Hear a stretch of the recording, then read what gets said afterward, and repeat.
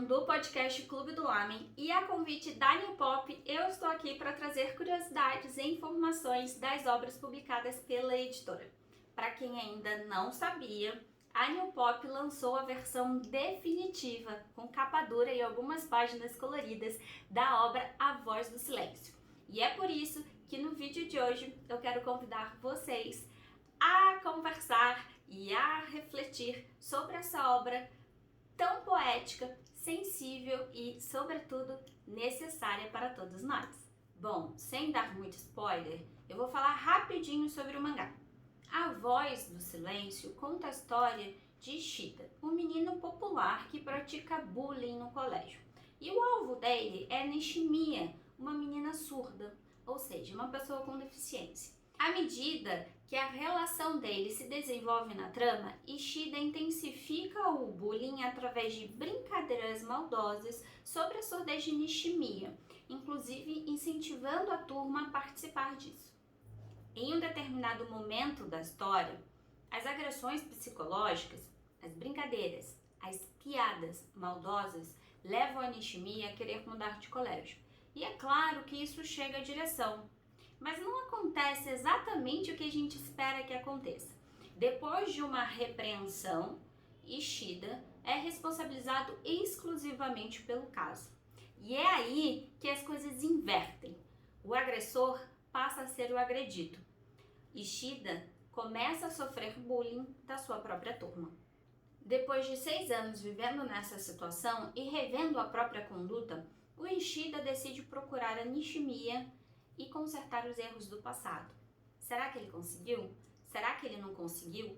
Quais foram as reflexões, os pensamentos e o que o Ishida pensou e a Nishimiya também depois de tudo isso? E é por isso que essa história é tão interessante. A Voz do Silêncio nos faz refletir através de múltiplas perspectivas como o bullying vai além de quem é vítima e de quem é agente. Ela nos mostra uma estrutura que, indireta ou diretamente, influencia para a manutenção desse problema social. Por exemplo, por um lado, o autor inseriu personagens ao redor do Ishida e da Nishimiya que não praticaram bullying, mas riram dos xingamentos mascarados como piada ou brincadeira ou simplesmente se omitiram diante dessas agressões. Neste caso, será que eles têm alguma responsabilidade sobre o que acontecia com a Nishimiya? De fato, se eles não rissem das piadas, das brincadeiras ou fossem contra o bullying, haveria alguma mudança na história? O Ishida repensaria suas próprias ações? Por um outro lado, o autor também nos trouxe a conduta da escola, que tratou com superficialidade o caso, né? E aí, como eu falei anteriormente, responsabilizando exclusivamente o Ishida e não desenvolveu práticas pedagógicas para tratar ou conversar o bullying entre os alunos. Embora A Voz do Silêncio trate alguns aspectos muito sensíveis à sociedade japonesa, ela é uma obra universal. O bullying e a inclusão de pessoas com deficiência está presente em todos os lugares e a cada ano chama a atenção dos governos. E aí, só para vocês terem uma noção, A Voz do Silêncio, o mangá, foi publicado originalmente lá no Japão em 2013. E foi também em 2013 que o governo japonês aprovou a Lei de Prevenção ao Bullying nas Escolas. Essa lei tornou obrigatória a notificação dos casos graves de bullying nas escolas ao governo local e regional e também ao Ministério da Educação. Mas aí você se pergunta o que seriam casos graves, né? Porque qualquer bullying, seja ele uma microagressão ou uma grande agressão física ou psicológica, ela é grave. Mas, para o governo japonês, os casos graves são aqueles que levam a agressões físicas e sofrimentos psíquicos, resultando no afastamento da vítima num longo prazo da escola. Parece familiar A Voz do Silêncio, né? Além da notificação, comissões devem ser formadas para investigar o caso e fornecer todo o apoio necessário às vítimas. A lei determina ainda que o governo local e regional monitore a internet para identificar o bullying online e devem cooperar com a polícia caso essas ações, essas práticas sejam criminosas.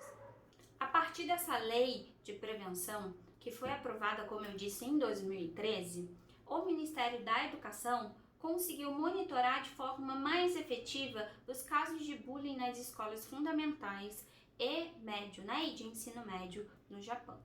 E aí, para compreendermos o quanto uma obra como A Voz do Silêncio é importante por tratar e trazer reflexões sobre o bullying na escola e a inclusão de pessoa com deficiência, eu trouxe uns dados do governo japonês para vocês. Em 2019, o dado mais recente que temos acesso mostrou um crescimento dos casos graves nas escolas de ensino fundamental e médio japonesas. No total, foram registrados 612.496 casos, marcando o 6º ano consecutivo de crescimento do bullying nas escolas do país.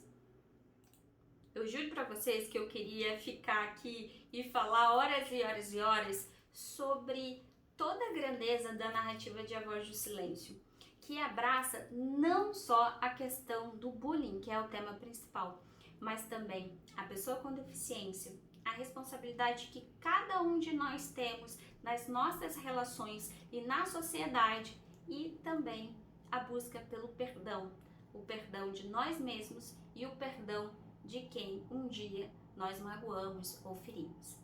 Então, para finalizar, eu gostaria de lembrá-los, já que falamos sobre bullying e inclusão da pessoa com deficiência, que não devemos chamá-los de portadores de deficiência ou deficientes. Além de errado, é ofensivo, pois reduz essas pessoas à deficiência. A OMS, a Organização Mundial da Saúde, diz que o bullying é uma forma de maus tratos, principalmente vista nas escolas e nos locais de trabalho, com uma exposição constante a agressões físicas e ou psicológicas. E essas agressões psicológicas incluem provocações, xingamentos, zombarias, ameaças, assédios, provocações, trotes, exclusão social e até boatos. Beleza? Bom, espero que vocês tenham gostado do vídeo de hoje. Deixem um like, façam comentários, deem sugestões do que vocês gostariam de ver ou saber nos próximos vídeos. Eu agradeço a presença de todos. Obrigada pelo carinho e até mais.